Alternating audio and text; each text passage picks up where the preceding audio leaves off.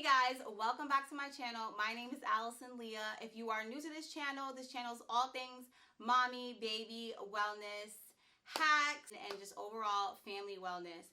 If you have not subscribed to this channel, please do so down below. Give this video a thumbs up. It really helps my channel, and I'm really excited about this community that is slowly growing on my channel. So without further ado, let's hop into today's topic, which is all about picky eating and ways to troubleshoot.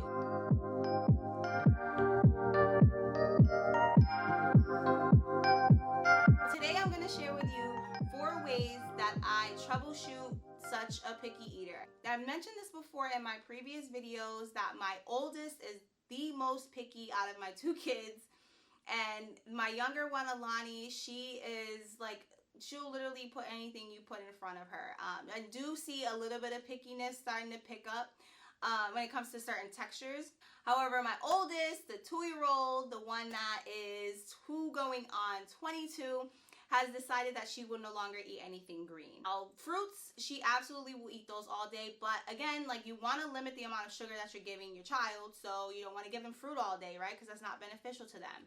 And it also causes their bowels to become really loose, which is also something that you don't want. So you have to limit the amount of fruit that they get throughout the day. Now, you don't want to totally take it out of their diet, right? They need fruit, but they also need vegetables, right? So one way that I've troubleshooted this is by consistently putting the vegetables in front of her. Now, even if she doesn't touch them, I still have to and feel that it's necessary to expose her to different things. So I'll put asparagus in front of her. She'll have broccoli on her plate and edamame and green beans. I'll put a teaspoon of butter, let's say, on like the grilled chicken so it's not as dry, or on their veggies, along with a little bit of like a pinch of salt and maybe a little bit of pepper, but that's it. And she will sometimes eat it, like the green beans she'll sometimes eat, and then other times she won't touch it at all. If she picks it up, smells it, puts it in her mouth, and takes it out, like, that's a win for me, so I take that. But I find it so important to still expose them to those healthy foods. Like, I'm not gonna not put it on her plate because I know she won't eat it. Other thing that I have done is I have incorporated a liquid vitamin. You can find it at Whole Foods. They love the taste of it. It doesn't taste like medicine or anything. It's like a orange liquid inside, and it has all of the vitamins, none of the junk that we don't want in our kids' body. So it works fairly well. I absolutely love it, and I'm hoping that this will make a difference, because I feel like this winter they've been sick like constantly. It's been constant. It's like back and forth, like one is sick, then the other gets sick, then one gets better, then now this one's sick, or they're sick back to back. It's like all over the place. I've also incorporated smoothies in the morning. So like I said to you before, she has an aversion to anything green. So what I've done is I have played a little trick on her, and she loves smoothies, she loves fruit. So we will put strawberries, blueberries, banana, a little bit of Greek yogurt, and spinach and kale. And that is the way that I sneak the nutrition in early in the day. We're not trying to force it at nighttime. We're not trying to force it for lunch, because they do go to daycare. I was sending Ayla lunch, but I was noticing it was coming back. She wanted to eat what the other kids were eating. So it really was a waste of my time. It was a waste of food, which ends up being a waste of money. Just not productive at all, like not useful. So I scratched that all together. When she gets a little older, then I will go back to making her lunches, because I did enjoy that, because I want to make sure that she is eating what she wants to eat on a daily basis.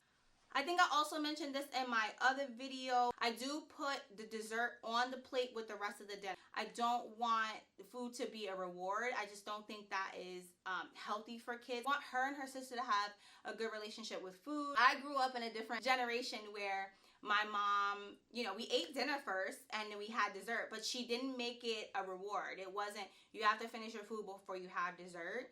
And I think at one point she did, but she failed. She like totally caved. So I don't want to be like that. I don't want to treat dessert like it is a reward, because it's not, right? It's food.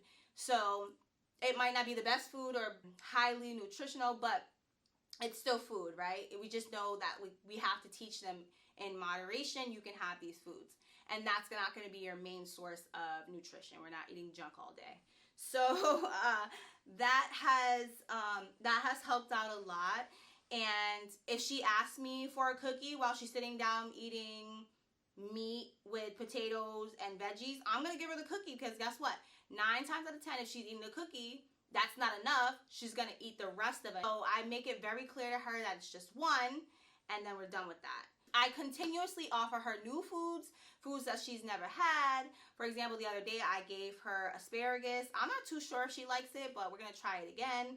I gave her sister some asparagus and she absolutely loved it. But Sunny, like I told you before, is a really good eater. She's not at that picky stage yet. I know they all go through it. It's a realistic thing that I already have set in my mind for Sunny, and I'm already mentally, emotionally, spiritually prepared to deal with that. The last thing I wanted to share with you is just simply like modeling good eating in front of your child. If you're sitting down and you're eating cake, or you're eating chips, or you're eating cookies and candy and sweets and all this other like junk food, your kid's gonna want to eat the same thing. They want to do what you do, you know, and this whole idea about like do as I say and not as I do, that's not the world we live in. It's not realistic.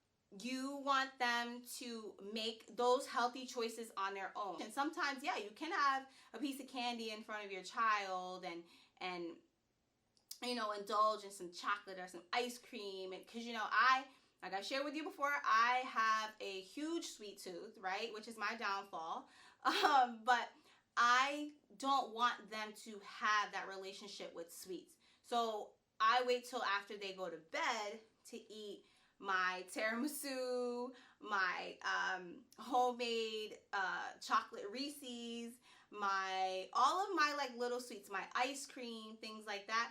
I wait until they go to sleep so that I can, one, eat it in peace, because 90% of it won't be eaten by me. It'll be in their bellies. But the other piece is that I want to model those good behaviors. So I will eat healthy, nutritious food in front of them. Sometimes I will eat candy in front of them, and sometimes I do share them with, well, I wouldn't say candy because I'm not really a candy person, but like chocolate, like pastries, like stuff like that, I absolutely love. And I will share with them, but I don't make it a habit. I eat vegetables in front of them. I eat fruit in front of them. And more often than not, guess what they'll ask me for as I'm eating it?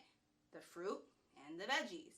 Now, Ayla still won't ask me for broccoli, but I will make sure that she sees me eating the broccoli and that she sees her sister eating the broccoli.